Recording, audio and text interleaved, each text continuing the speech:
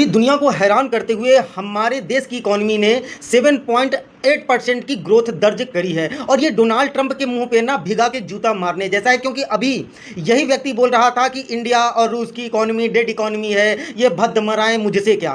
और सबसे जानते हो दुख वाली बात मुझे तब लगी ना जब राहुल गांधी ने भी बोला कि ट्रंप सही बोल रहे हैं, भारत की इकॉनमी डेड इकॉनमी है। तो इन चूतियों के मुंह पे ना भिगा के जूता मारने जैसा जवाब हमारी इकॉनमी ने दिया है। और हमारे देश के एक्सपर्ट भी हैरान हैं, क्योंकि उन्हें भी ऐसा लग रहा था कि 6-6.5% के बीच में ग्रोथ रेट हमारे देश की होगी, पर सबको हैरान करते हुए 7.8%, जो कि पूरी दुनिया में सबसे तगड़ी ग्रोथ रेट देने वाली इकॉनमी बन के उभरी है। Vietnam, Thailand, China, America, European देश, सभी के भाई हालत ख़राब है। हालांकि मैं यहाँ पे एक चीज़ ऐड करना चाहूँगा कि देखो भाई, अमेरिका और चाइना की इकॉनमी बहुत बड़ी इकॉनमी है। अगर वो 1000 रुपये इन्वेस्ट करते हैं तो हम 10 रुपये इन्वेस्ट करते हैं। तो अगर उन्हें 1000 रुपये पे 5% का भी ग्रोथ रेट मिला ना, तो 1050 रुपये हो गए। और हम 100 रुपये इन्वेस्ट कर रहे हैं, तो अगर हमें 10% का भी ग्रोथ रेट मिला तो हमारी जो इनकम होगी वो 110% होगी। लेकिन एक बात आप समझो, ये जो चाइना और अमेरिका जैसे देशों का ग्रोथ रेट कम है, तो ये भाई शॉर्ट टर्म में तो सही है, लेकिन लॉन्ग टर्म में ये इंपैक्ट दे सकती है। और अगर मैं भारत की बात करूं ना,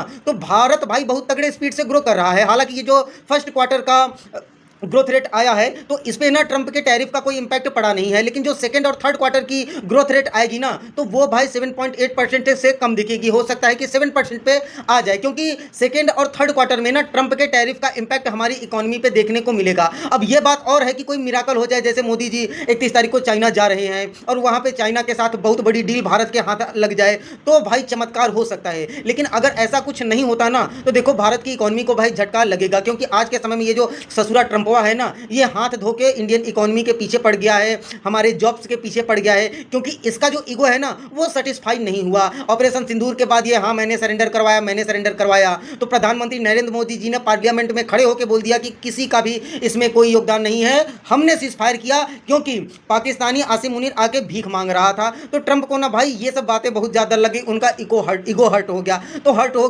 गया, हमें बिल्कुल घंटा फर्क नहीं पड़ता, हो जाए।